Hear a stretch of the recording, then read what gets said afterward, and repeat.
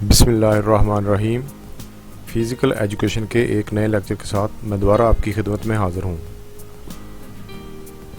आज का हमारा लेक्चर जो है फ़िज़िकल एजुकेशन में एथलेटिक्स के मतलब है। एथलेटिक्स में हाई जंप के बारे में आज हम डिस्कस करेंगे। लेक्चर स्टार्ट करने से पहले मेरी तमाम व्यूअर्स और स्टूडेंट्स से गुजारिश है कि मेरे चैनल को सब्सक्राइब कर लें, इसको लाइक करें, शेयर करें और बेल आइकन को प्रेस कर दें। अब लेक्चर की तरफ आते हैं। Physical education, jumps, high jump. आज हम हाई जंप के बारे में पढ़ेंगे।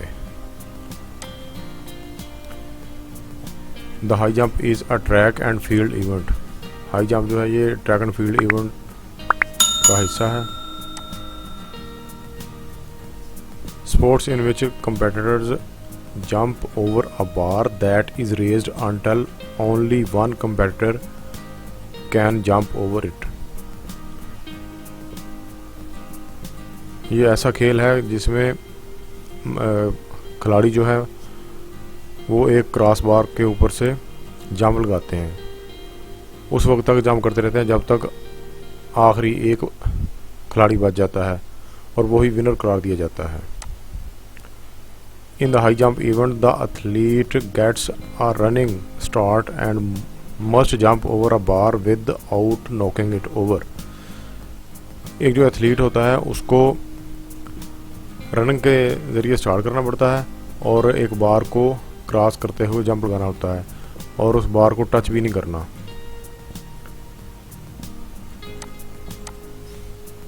डायमेंशंस, हाई जंप में पैमाइशें क्या क्या हैं? पोल्स, जो हाई जंप में पोल्स लगे होते हैं उनकी पैमाइश क्या होती है?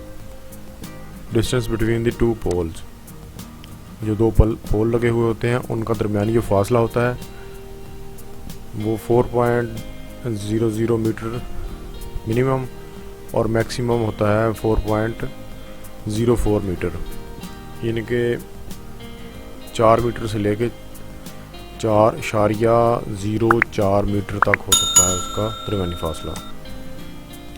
डिस्टेंस फ्राम लैंडिंग एरिया, यानी कि ये जो पोल्स होते हैं इनका लैंडिंग एरिया से डिस्टेंस जो होता है वो 10 सेंटीमीटर होता है। ये इसलिए होता है ताकि पोल्स की वजह से या गद्दों पे जब खिलाड़ी लैंड करता है मैट्रेस पे तो ये जो क्रॉस बार है ये ना गिरे, इसलिए 10 सेंटीमीटर कम से कम दरमियानी फासला रखा जाता है पोल्स और इसमें लैंडिंग एरिया में। क्रॉस बार क्या होती है जी? क्रॉस बार की जो लेंथ होती है वो 4 मीटर से लेके, यानी कि 4 मीटर प्लस 2 सेंटीमीटर और माइनस 2 सेंटीमीटर, 4 मीटर से 2 सेंटीमीटर ज़्यादा भी हो सकती है और कम भी हो सकती है।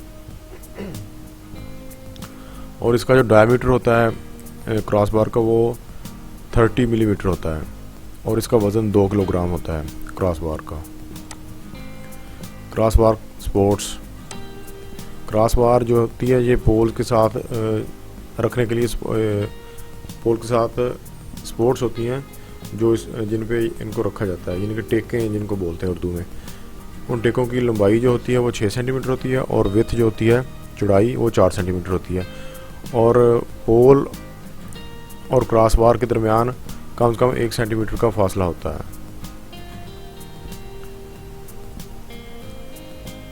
यानी कि टेकें इस तरह रखी, टेकों के ऊपर क्रॉस बार इस तरह रखी जाती है कि उनका क्रॉस बार के जो सिरे हैं वो पोल्स के साथ टच ना हो, 1 सेंटीमीटर का कम से कम फासला हो दरमियान में।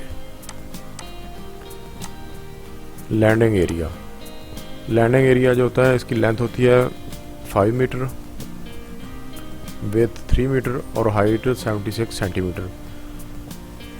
और इंटरनेशनली जो होता है लैंडिंग एरिया उसकी होती है जी 6 मीटर लेंथ होती है, 4 मीटर विड्थ और 70 सेंटीमीटर हाइट। यानी कि जो मैट्रेस होते हैं लैंडिंग एरिया के उनकी लेंथ 6 मीटर, 4 मीटर विड्थ और हाइट 70 सेंटीमीटर।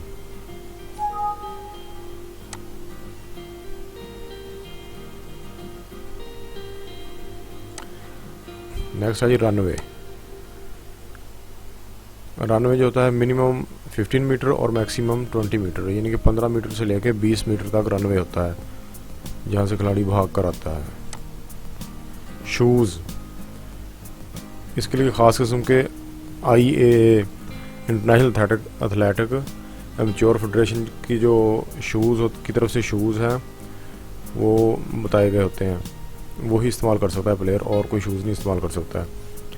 इनका सोल जो होता है, उसकी सोल की जो होती है मोटाई वो 13 मिलीमीटर होनी चाहिए, 13 मिलीमीटर से ज़्यादा ना हो। और हील में जो होती है, एड़ी में, उसकी मोटाई सोल की वो 19 मिलीमीटर से ज़्यादा ना हो। स्पाइक्स, शूज़ के नीचे स्पाइक्स लगे होते हैं जिनकी तादाद होती है 11। टोटल इनकी जो होती है तादाद वो होती है 11 स्पाइक्स की, और जिनमें से 7 टो में होते हैं और 4 जो होते हैं वो हील में होते हैं। और ये जो स्पाइक्स होते हैं इनकी जो लंबाई या लेंथ ये 12 मिलीमीटर से ज़्यादा नहीं होनी चाहिए। बेसिक रूल्स क्या हैं इसके जी? A high jumper should take off on single leg, यानी कि जब जंप करना है, एथलीट ने जंप करना है तो एक लेग पे जंप करना है उसने, सिंगल टांग पे, दोनों टांगों पे जंप नहीं कर सकता वो। A maximum of 3 attempts are given in particular height, एक जो होती है ऊंचाई, ख़ास ऊंचाई, उस पे एक एथलीट को ज़्यादा से ज़्यादा 3 कोशिशें दी जा सकती हैं, 3 कोशिशों से ज़्यादा एक हाइट पे नहीं दी जाएंगी। The competitors should be informed regarding the increase of crossbar from beginning to finish of the event। जो competitors होते हैं, मुकाबले वाले खिलाड़ी, उनको आगाज़ से ही बता दिया जाता है कि क्रॉसबार में कितनी बुलंदी जो है ये की जाएगी।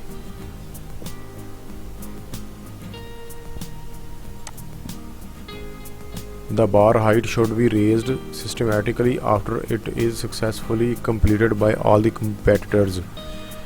जब एक हाइट पे तमाम competitors जो हैं, खिलाड़ी हैं मुकाबले वाले, वो एक हाइट पे क्रॉस बार को सक्सेसफुली कंप्लीट कर लेंगे, जंप कर लेंगे एक हाइट पे, तो इसकी जो हाइट है वो बढ़ा दी जाएगी, यानी कि क्रॉस बार को ऊंचा कर दिया जाएगा।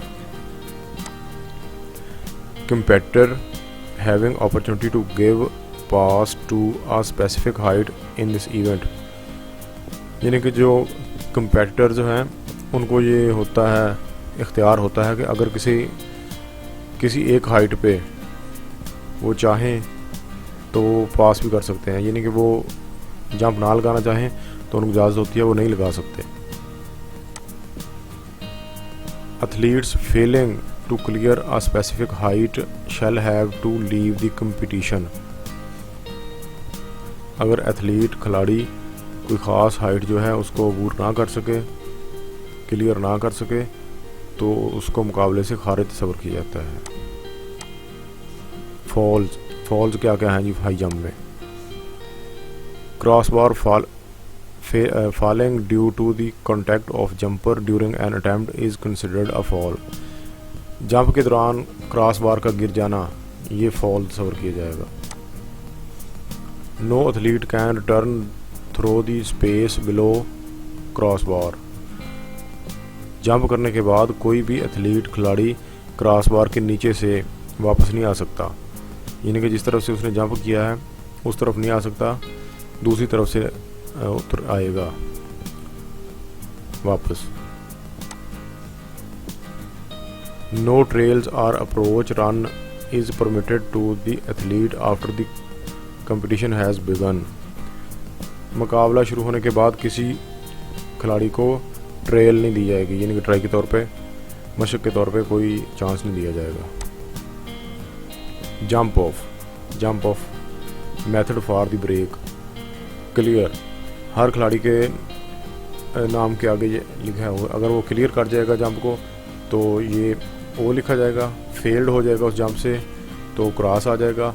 अगर पास ऑन कर दिया, यानी कि उसने उस हाइट पे जंप नहीं ना करना चाहा, तो पास ऑन हो जाएगा, वो पास ऑन कर दिया जाएगा। उसका निशान ये अंडरस्कोर जैसे होता है। Techniques for high jump. High jump के लिए जो मशहूर तकनीक्स इस्तेमाल होती हैं वो कौन कौन सी हैं? सीजर्स तकनीक इस्तेमाल होती है। ईस्टर्न रोल इस्तेमाल होता है। वेस्टर्न रोल, ये भी हाई जंप की तकनीक है, ये इस्तेमाल होती है। स्ट्रैडल, ये तकनीक भी इस्तेमाल की जाती है। फॉसबरी फ्लॉप तकनीक भी यूज़ की जाती है। सबसे जो मशहूर है इस वक्त वो फॉसबरी फ्लॉप ही है। ओलंपिक गेम्स में हाई जंप को कब शामिल किया गया? For man, the high jump है included for man in Olympics in 1986 Athens. जो पहले मॉडर्न ओलंपिक गेम्स थे 1896 में ग्रीस के शहर या यूनान के शहर एथेंस में हुए थे। हाई जंप मर्दों के लिए इब्तदा से शामिल था। For women in 1928 Amsterdam Netherlands, जिनके औरतों के लिए ओलंपिक्स में 1928 एम्स्टर्डम जो नीदरलैंड में हुए थे ओलंपिक्स, उनमें शामिल किया गया था। इसके साथ ही आज का हमारा लेक्चर इख्तिताम को पहुंचा। अगर मेरा ये लेक्चर आपको पसंद आए, इसको लाइक करें, कमेंट करें, इसको शेयर करें, मेरे चैनल को सब्सक्राइब कर लें और साथ लगे बेल के आइकन को भी प्रेस कर लें। नेक्स्ट लेक्चर तक के लिए अल्लाह हाफ़िज़।